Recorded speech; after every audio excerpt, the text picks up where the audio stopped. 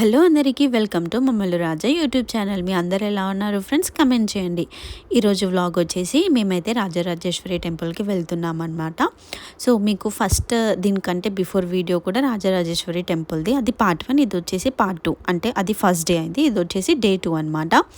ఒకవేళ మీరు ఆ వీడియో చూడకపోతే వెళ్ళి చూడండి, ఆ వీడియో చాలా బాగుందన్నమాట. సో ఈరోజు అయితే టెంపుల్లో అయితే అమ్మవారి కళ్యాణం జరుగుతుంది. సో ఊర్లో ఉన్న వాళ్ళు జనం అంతా, ఇంకా పక్క ఊర్లో నుంచి కూడా చాలా జనం వచ్చారనమాట అమ్మవారి కళ్యాణం చూడటానికి.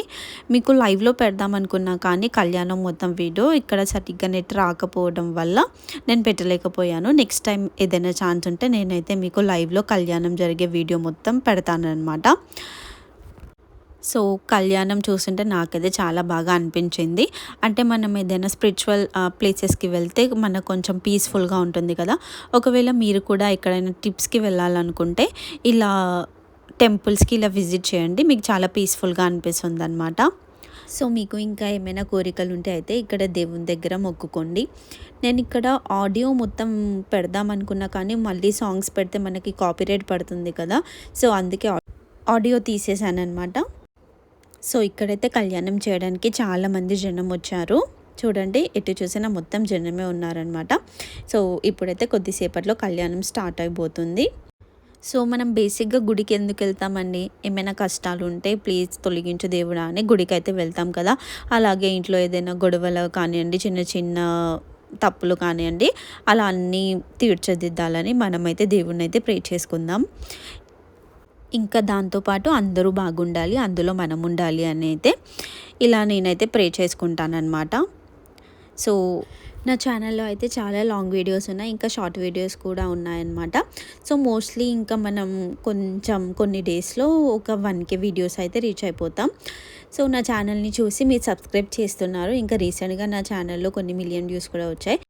సో మీరు నా ఛానల్ని చాలా సపోర్ట్ చేస్తున్నారు. సో నాకు చాలా హ్యాపీగా అనిపించింది. మీరు ఇలానే సపోర్ట్ చేయండి.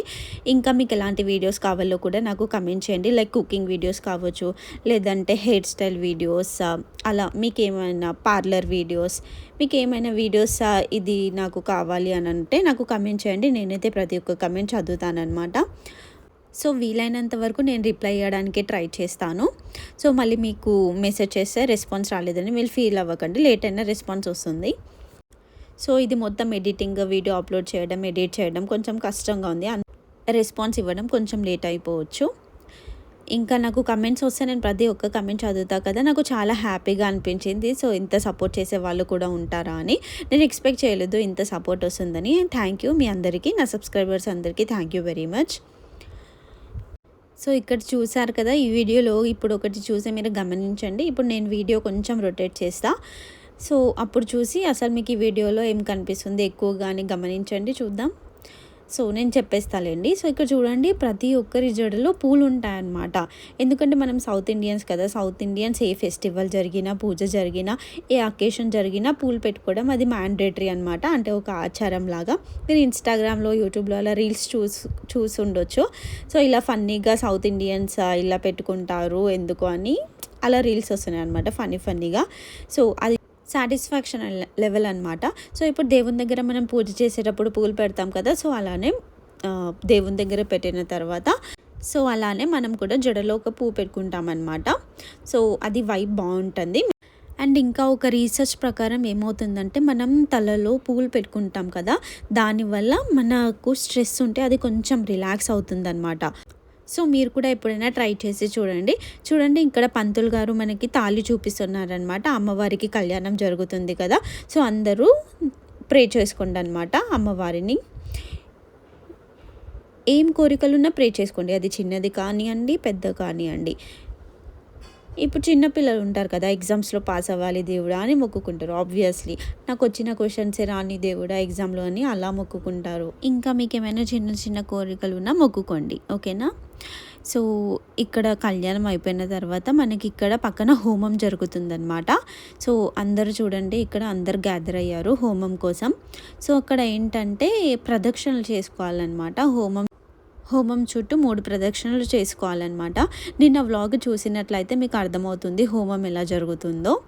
సో చెప్పాను కదా, ఒకవేళ మీరు చూడకపోతే ఆ వ్లాగ్ వెళ్ళి చూసేయండి, చాలా బాగుందనమాట. సో చూడండి, ఇది వచ్చేసి హోమం. ఇక్కడ చూడండి, నేనైతే 3 ప్రదక్షిణలు చేసుకుంటున్నాను అనమాట.